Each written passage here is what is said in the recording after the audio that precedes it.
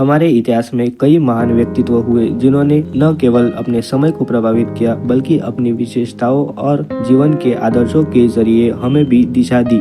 उन्हीं में से एक महान व्यक्तित्व है भगवान श्री राम का, जिन्हें आदर्श मानव माना जाता है। लेकिन आखिरकार क्या थे वे गुण और विशेषताएं जो श्री राम को एक आदर्श मानव बनाती थी? आइए आज हम इन्हीं विशेषताओं पर चर्चा करेंगे। रामायण एक ऐसा ग्रंथ जिसे हिंदू धर्म में सबसे ऊंचा स्थान दिया गया है, जिसमें मानव जीवन की सभी मर्यादाएं और पुरुषार्थ वर्णित है। रामायण विश्व साहित्य का सबसे पुराना महाकाव्य है। यह ज्ञान का खजाना है और भारतीय संस्कृति के साथ साथ संस्कृत साहित्य में भी इसका विशेष स्थान है।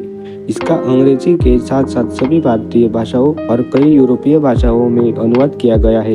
इसे कई शताब्दियों से कई दक्षिण और दक्षिण पूर्व देशों में भी विभिन्न रूपों से प्रस्तुत किया जाता है और उन्होंने अपने संगीत, नृत्य, बैले, कला और वास्तुकला में इस महाकाव्य को अपनाया है। रामायण को धर्म ग्रंथ के रूप में जाना जाता है। जीवन के 4 पुरुषार्थ धर्म, अर्थ, काम और मोक्ष का यहाँ अत्यंत सावधानी से वर्णन किया गया है। प्रसिद्ध संस्कृत कवि कालिदास ने वाल्मीकि द्वारा वर्णित इक्ष्वाकु वंश के राजाओं द्वारा अपनाए गए जीवन के मूल्यों का सारांश दिया है। रामायण महाकाव्य महान ऋषियों द्वारा जीवन के मूल्यों की व्याख्या से भरा पड़ा है। धर्म की अवधारणा को विभिन्न पात्रों के आचरण के माध्यम से और विशेष रूप से श्री राम द्वारा दर्शाया गया है। वह कठिन परिस्थितियों से धर्म के प्रति प्रबल समर्पण के साथ निपटते हैं। यह स्पष्ट संदेश देता है कि अंत में धर्म की जीत होगी, लेकिन जो लोग धर्म के साथ खड़े होना चाहते हैं उन्हें पूरे समाज के लाभ के लिए कीमत चुकानी पड़ सकती है। धर्म का मार्ग निडर और महान लोगों के लिए खुला है। हम आज से रामायण की सीरीज लाने जा रहे हैं। वाल्मीकि रामायण, जिसमें कुल 7 कांड है। बाला कांड, अयोध्या कांड, अरण्य कांड, किष्किंधा कांड, सुंदर कांड, युद्ध कांड और उत्तर कांड। सभी जानकारी आपको सरल और आसान भाषा में दी जाएगी। तो चलिए दोस्तों, यहीं पे शुरू होता है हमारा बाला कांड का अध्याय क्रमांक 1, जहाँ पे श्री नारद महर्षि वाल्मीकि को भगवान श्री राम की कहानी सुनाते हैं। एक बार ऋषि, कवि, तपस्वी और वाल्मीकि सोच में खो गए थे। जब ऋषियों के ऋषि, वेदों के स्वामी, अतीत, वर्तमान और भविष्य के ज्ञाता देवर्षि नारद उनके सामने प्रकट हुए। नारद द्वारा उनकी परेशानी का कारण पूछे जाने पर वाल्मीकि ने इस प्रकार कहा, हे नारद, वैदिक विद्या के स्वामी और देवताओं के दूत, मैं चीजों की प्रकृति पर विचार कर रहा हूँ और सोच रहा हूँ कि क्या इस दुनिया में कोई है जिसके पास है पूर्ण मनुष्यों के सभी गुण। क्या कोई ऐसा व्यक्ति है जो अच्छाई, धार्मिकता का प्रतीक है, जो सुंदर और शरीर, मन और चरित्र से मजबूत है, फिर भी विनम्र, दयालु और परोपकारी है। एक व्यक्ति जो अपने विश्वासों और प्रतिज्ञाओं में दृढ़ है, वेदों के उपदेशों को पढ़ा और समझा और उन्हें बिना समझौता किए जीवन में लागू किया। एक व्यक्ति जो विद्वान और बुद्धिमान है और युद्ध में जिसकी वीरता से देवता भी डरते हैं, लेकिन फिर भी उसमें अहंकार का कोई अंश नहीं है। एक व्यक्ति जो नहीं जानता कि क्या ईर्ष्या है, लेकिन कृतज्ञता के लिए दी जाती है।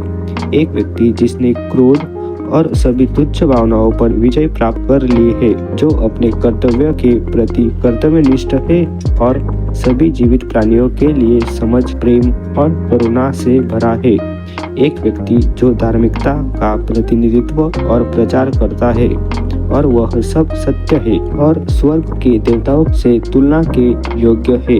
एक व्यक्ति जो पूजा के योग्य है, फिर भी स्वयं पूजा करने और प्रार्थना करने में विनम्र है। एक ऐसा व्यक्ति जिसे उसके उत्कृष्ट गुणों के कारण सभी लोग चाहते हैं और सम्मान देते हैं।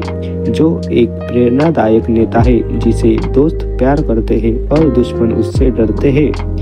एक व्यक्ति जिसका भव्य स्वरूप शांति फैलाता है, जिसकी उपस्थिति में प्रेम अंकुरित और पुष्पित होता है, किसकी वो उसके हृदय के समान महान है, जिसके चेहरे और अंगों से उसकी आत्मा की कृपा और सुंदरता झलकती है।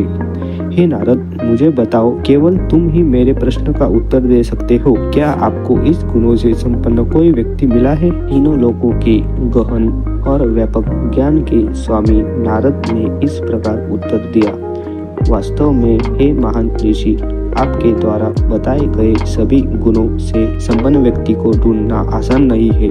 हालांकि मेरे दिमाग में केवल एक ही बात आती है, ऐसा व्यक्ति वह इक्ष्वाकु के परिवार में जन्मे राम है। वह चेहरे से गोरे और स्वभाव से न्यायप्रिय है। वह चौड़े कंधे वाले और शेर की तरह पतली कमर और फूलों वाले मजबूत है। फिर भी वह वाणी और स्वभाव में सौम्य है। उसका आकर्षण लुभावना है, फिर भी वह अपने शत्रुओं को भयभीत कर देता है। वह एक कुशल धनुर्धर है और विशाल धनुष धारण करता है। उसकी चाल राजसी और सुंदर है। वह विद्वान और बुद्धिमान है, शास्त्रों, विज्ञान और सभी कलाओं और शिल्पों में पारंगत है। फिर भी घमंडी या व्यर्थ नहीं है। वह धर्म का रक्षक और अवतार है, जो प्रशंसा के सभी गुणों से संपन्न है। फिर भी वह अधीर नहीं है। अपने कर्मों से कम संपन्न लोगों के साथ या उनका तिरस्कार करता है। वह मनुष्यों और राजाओं के बीच एक राजकुमार है, फिर भी अपनी प्रजा का सेवक और प्रिय है। वह विष्णु के समान शक्तिशाली और वीर है, धर्म के समान सत्यवादी है, कुबेर के समान उदार है और हिमालय के समान दृढ़ है, और उसका मुख चंद्रमा के समान शांत है। पुत्र वधू कर्तव्य के पालन या बड़ों के प्रति सम्मान में कोई भी उसकी बराबरी नहीं कर सकता। प्रेम उसके व्यक्तित्व से निकलता है और चमकता है, और उसकी गहराई सागर के बराबर है। उनका धैर्य धरती माता की तरह अपार है, फिर भी अगर उनका क्रोध भड़का तो प्रलयकारी होगा। सचमुच उसका प्रतिद्वंदी कोई नहीं है। वह राम है, सभी गुणों के प्रतिमान। अपनी माँ कौशल्या के लिए प्रसन्नता और गौरव। उनके पिता अयोध्या के राजा दशरथ को भी अपने पहले बच्चे की पूर्णता पर खुशी हुई और उन्होंने सही ही उसे अपना उत्तराधिकारी चुना। लेकिन जब राम के युवराज के रूप में अभिषेक की तैयारी चल रही थी, तब उनकी सौतेली माँ कैकेयी को उन 2 वरदानों की याद आई जो उन्हें दिए गए थे, लेकिन राजा दशरथ द्वारा लंबे समय तक भुला दिए गए थे। उन्होंने मांग की कि पहले वरदान की पूर्ति के लिए राम को 14 वर्ष के लिए वनवास दिया जाए और दूसरे वरदान की पूर्ति के लिए राम के स्थान पर उनके अपने पुत्र भरत को उत्तराधिकारी घोषित किया जाए। अपने दुष्ट वचन के जाल में फंसकर दशरथ कैकेयी की इच्छा के आगे झुके बिना नहीं रह सके और उन्होंने राम को 14 वर्ष के लिए अपने जीवन का आनंदमय वनवास दे दिया। अपनी सौतेली माँ को खुश करने और अपने पिता के वचन को कायम रखने के लिए कर्तव्य परायण पुत्र ने बिना किसी विद्वेष के अपने पिता की इच्छाओं को पूरा किया और 14 वर्ष निर्वासन में बिताने के लिए सहमत हो गया। राम के समर्पित भाई लक्ष्मण ने उनके साथ वनवास में जाने का फैसला किया।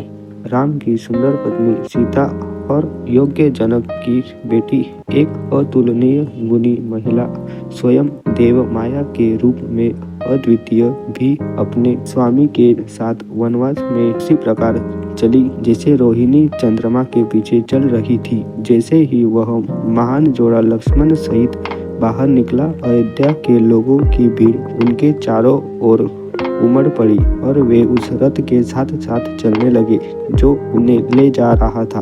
अपने पुत्र से अलग होने में असमर्थ राजा दशरथ भी अपने दल के साथ बहुत दूर तक चले। आशा है कि आपको आज का वीडियो पसंद आया होगा। अगर आपको हमारे विचार अच्छे लगे तो कृपया इस वीडियो को लाइक, शेयर और सब्सक्राइब करें और दूसरों के साथ ज़्यादा से ज़्यादा शेयर करें। श्री राम के जीवन के और भी पहलुओं पर हम और वीडियो बनाएंगे, तो बने रहिए हमारे साथ।